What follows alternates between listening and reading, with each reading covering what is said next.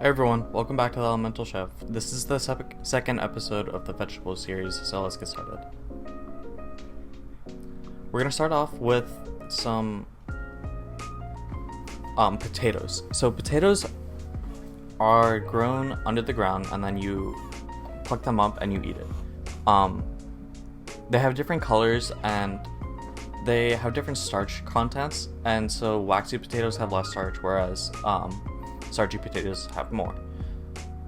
These are fingered potatoes, and so they're smaller and you don't really mash them up. You kind of just eat them like that size. You might cut them in half and they're really good for roasting.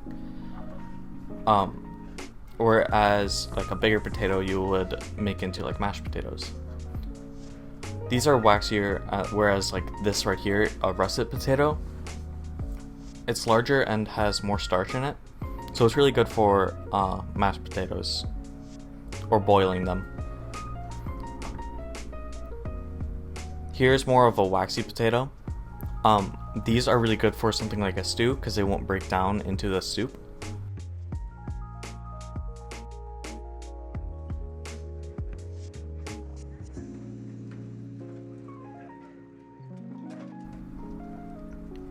Here's another type of potato. This is also a waxy potato.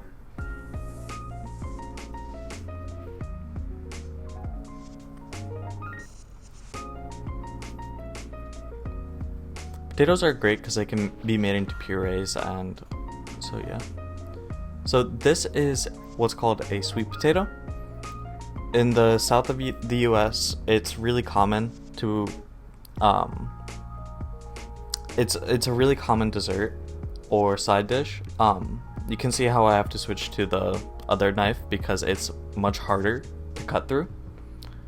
And so I love sweet potatoes with a little bit of butter and brown sugar, but it's not that good for you. But yeah, they're really good, especially when they're roasted and then you put the toppings on. It's really good. Okay, so next we have cabbage.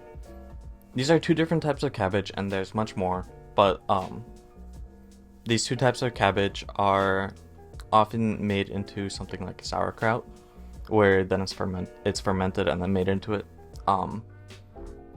They have a very distinct flavor and often are used in a lot of German cuisine. They can also be made into something like coleslaw, and these are Brussels sprouts. These Brussels sprouts kind of are like a smaller cabbage. They have a little bit different texture and flavor, but that's how I would describe it. Then here's cauliflower. Cauliflower is like a broccoli, but it's actually part of the lemon family, so it's closely related to lemons. Here is a so here's some fennel, and fennel also has a anise flavor and is often used in some stews. So here's some celery. Celery is often used in salads, or you can make purees out of them. It's also a lot of the time used in broths and stocks. So yeah. This is an artichoke. So with an artichoke, you peel off the leaves, and then in the center of the artichoke, there is the core, or the heart.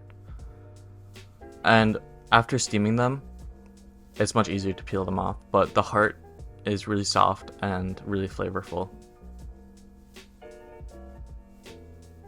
So this is a asparagus, and asparagus is often known because it makes your pea smell weird.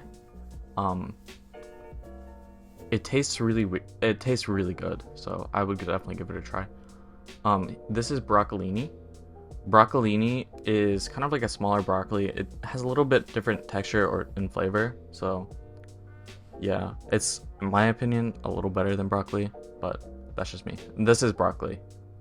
I'm sure all of us have tried broccoli before. If you haven't, it's really good sauteed or roasted. Here is bok choy. Bok choy has a similar flavor to broccoli, in my opinion, but it's a leaf and it's often used in Asian cuisine. So this is edamame. But these are soybeans before they've dried out, so they're a little younger, and they can be eaten raw, but often they're steamed, and you'll find them in a lot of Japanese cuisine. You can see the actual soybean in there. So after letting this dry out, then they would turn this into something like a tofu or soy milk.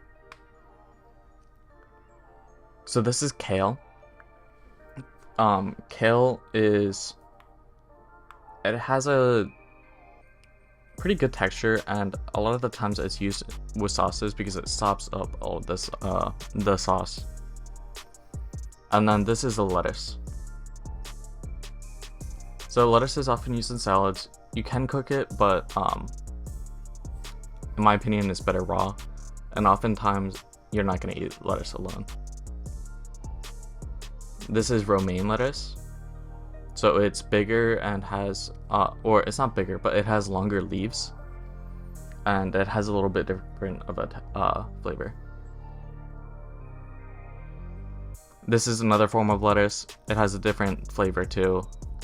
Lettuce, the flavor is kind of, you pick a lettuce based on the flavors you want from it.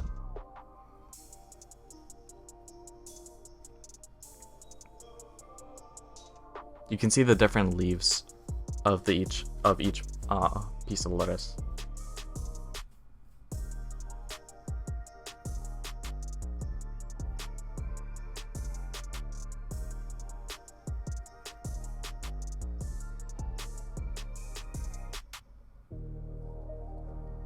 So these lettuce I would classify more under a garnish, because you're not gonna eat a full salad of just this. It would probably be on top of like a steak that you garnish it with. And this is like green leaf lettuce. And actually this one was grown in my hydroponics garden. So these are Turkish olives at a olive stall, and that's pretty much it for this episode.